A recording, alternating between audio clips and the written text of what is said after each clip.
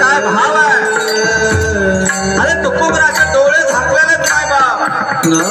माझ्या पंढरीनाथाला तुकोबरा करून त्याने आळवतात बोलवतात. हे पंढरीनाथ, हे माय बाप, हे भगवान, हे विठ्ठला, तुला भेटायचंय मला.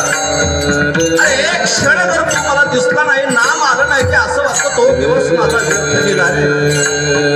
हा तुकोबराचा परमार्थ रे माय बाप, परमार्थ. अरे देवाने वीट सोडावी माय बाप. अरे तुकोबराच्या समोर येऊन थाय थाय थाय थाय नाचव रे.